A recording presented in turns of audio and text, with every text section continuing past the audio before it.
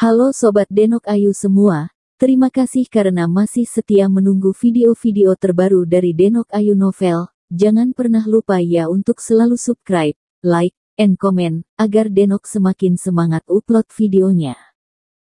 Menantu terbaik bab 669 arah berlawanan secara diametral. Pendeta Li Huo, Han Bing dan Tan Kai saling pandang ketika mereka mendengar kata-kata itu. Mereka sedikit bingung, dan mereka sedikit tidak terbiasa dengan namanya.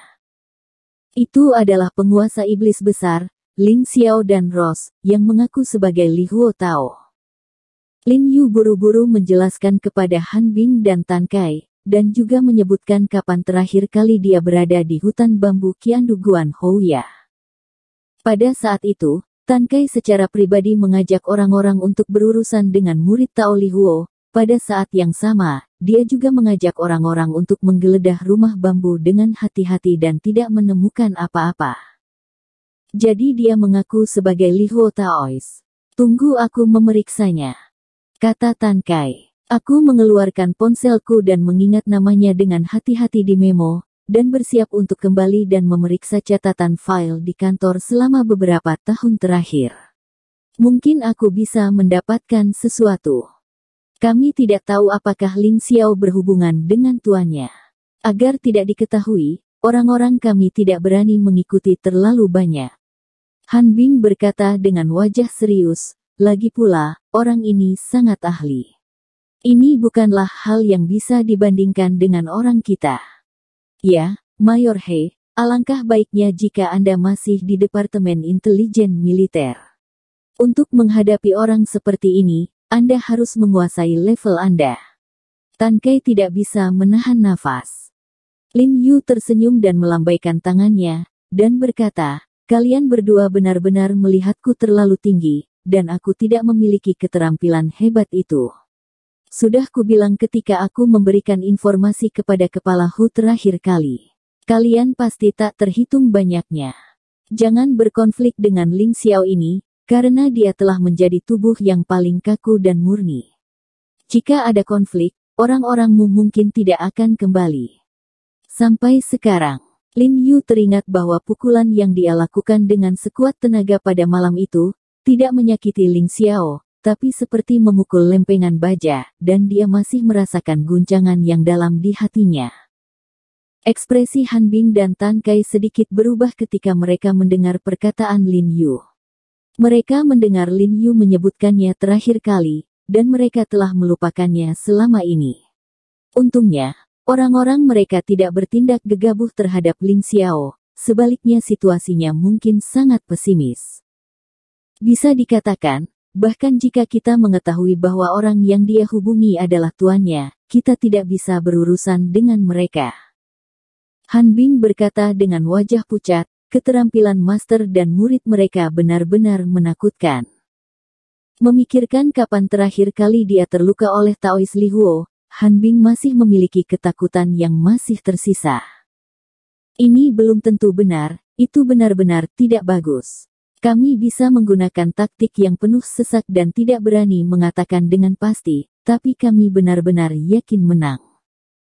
Lin Yu berkata dengan sungguh-sungguh, dengan sedikit ketenangan dan kepercayaan diri dalam nadanya. Sekarang dia lebih percaya diri untuk mengatakan ini daripada sebelumnya, kecuali untuk warisan.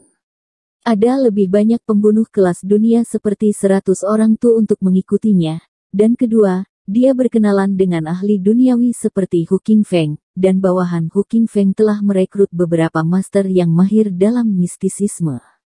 Kekuatannya jauh lebih besar dari sebelumnya, dan ditambah dengan para master dari Departemen Intelijen Militer, masih mungkin untuk melawan master dan murid iblis besar ini.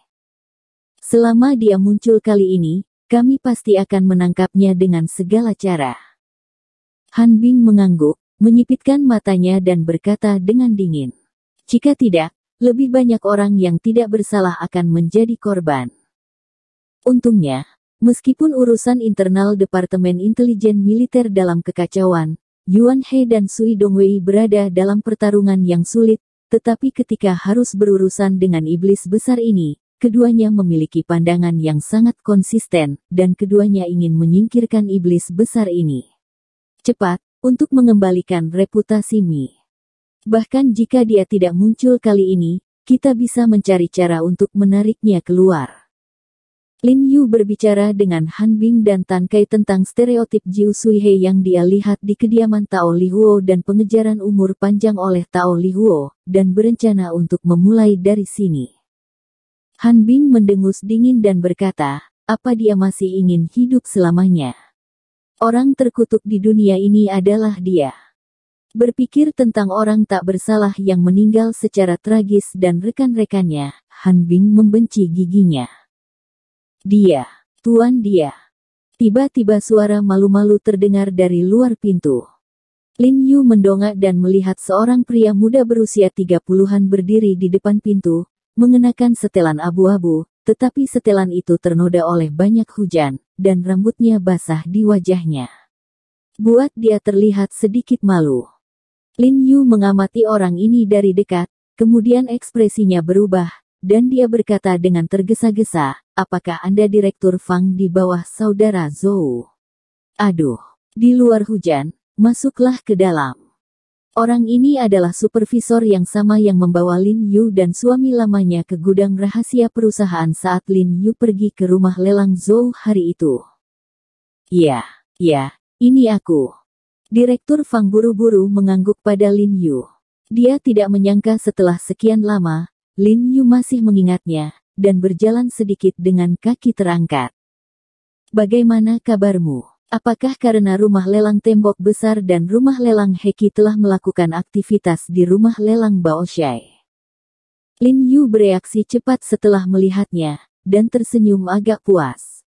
Berpikir bahwa sudah lebih dari 10 hari sejak terakhir kali saya minum dengan Zhou Chen di Crown Hotel, Lin Yu menduga bahwa sebagian besar Yen Kaotang yang mencoba menekan rumah lelang tembok besar dan rumah lelang tembok besar. Adapun Direktur Fang, kebanyakan dari mereka dikirim oleh Zhou Chen untuk memberitahunya kabar baik. Tidak. Tanpa diduga, Direktur Fang ini menggelengkan kepalanya dengan ekspresi pahit, mulutnya terkulai.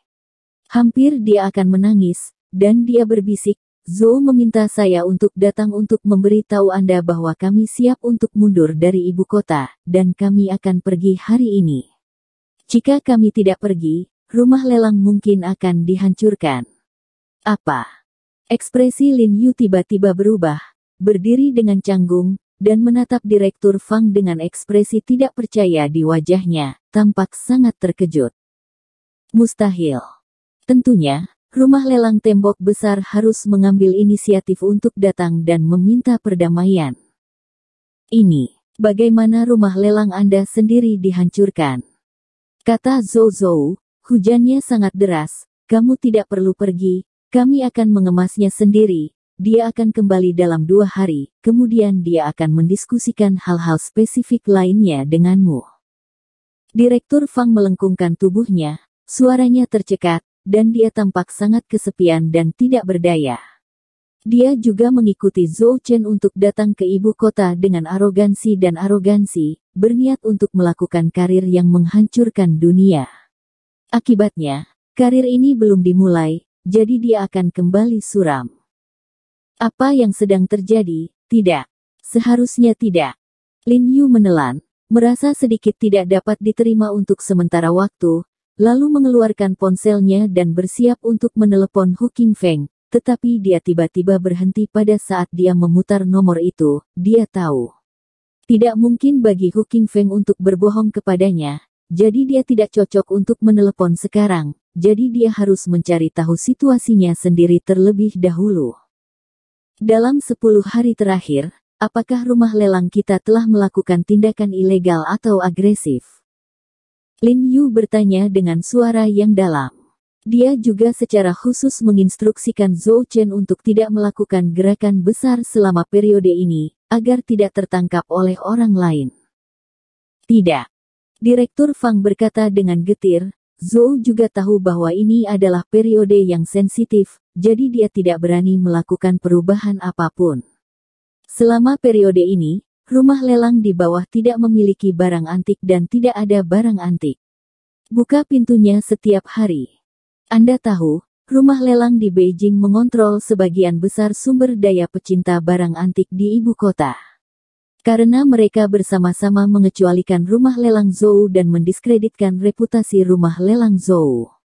Kemudian kelompok pecinta barang antik ini pertama-tama akan mengambil sikap menunggu dan melihat terhadap rumah lelang Zhou, yaitu, meskipun Zhou memiliki barang-barang terbaik, mereka tidak akan membelinya, jadi periode khusus ini.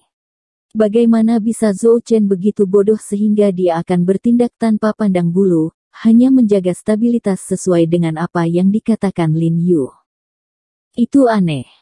Lin Yu mengerutkan kening. Dia, yang selalu menyusun strategi, tidak bisa menahan perasaan bingung saat ini. Dia buru-buru berkata kepada Han Bing dan Tan Kai, "Kolonel Han, Saudara Tan, kamu bisa duduk sebentar, ada yang harus dilakukan, keluar dulu." Sekarang Lin Yu telah menaruh seluruh pikirannya pada rumah lelang. Jika rumah lelang ditutup kali ini, 3 bulan kerja kerasnya dan Zhou Chen akan sia-sia. Dan pada akhirnya, kali ini, rumah lelang Zhou tidak akan pernah mau memasuki ibu kota lagi. Bahkan dengan itu, Zhou tidak akan pernah menjadi rumah lelang terbaik di Tiongkok. Aku akan mengirimmu ke sana, mungkin aku bisa membantu. Han Bing membersihkan, berdiri, dan berkata pada Lin Yu. Bersambung. Terima kasih sahabat Denok yang sudah mendengarkan video ini. Jangan lupa like, comment, and subscribe ya. Terima kasih.